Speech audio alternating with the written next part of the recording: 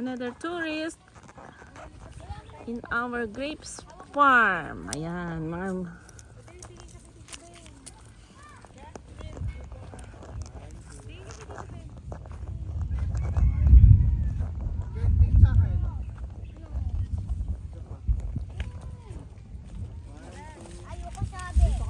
dapat dito ay ano, Ken, dapat hawak mo yung grape, ganun na ganun lang.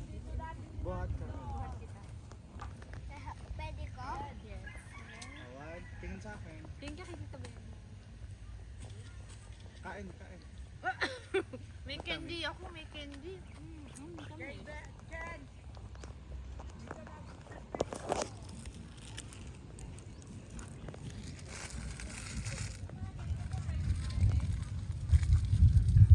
sige, tikman nyo lang ng isa, tapos kung matamis, pwede. Oo, depende kasi no.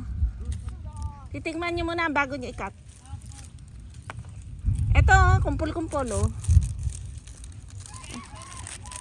Titikman natin, ganun. Tikman nyo muna bago ikat. Matamis na, hinog na.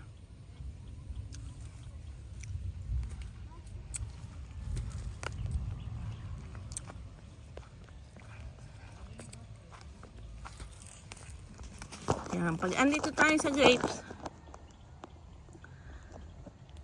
yung mga unang nahihinog. Naunahan tayo ng ano, inaalis natin, tapos naunahan tayo ng ibon.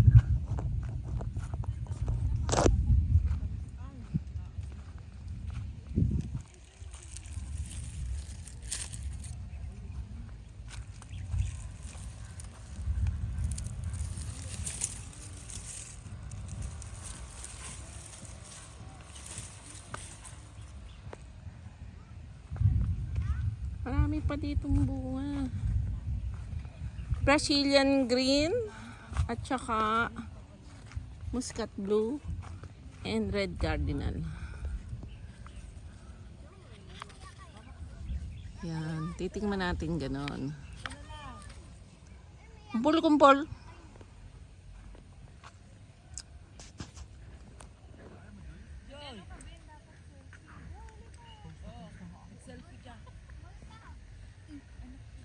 Maganda papunta doon.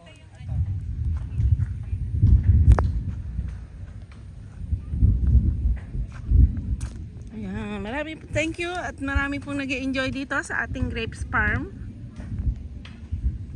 Ayan, lalagyan pa natin ng more designs para sa susunod na pagbubunga. Pupunta po kayo ulit. More designs, more cleaning, pagagandahin. Ay, Diyos ko. Kainit ng panahon. Ayan, ganyan. Napakaganda. Grabe.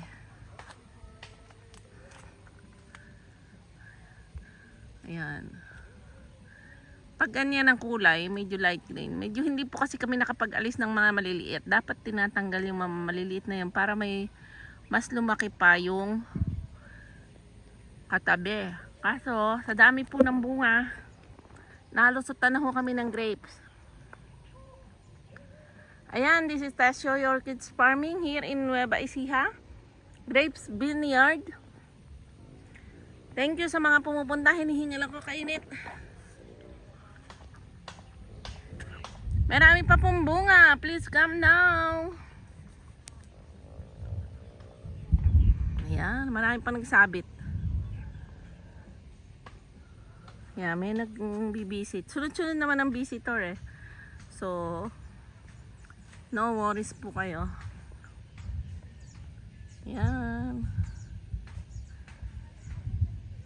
Location natin, Hacienda San Antonio, Nueva Ecija. First time in Nueva Ecija here in San Antonio and 2 years in the making. Grapes Vineyard. Hooray!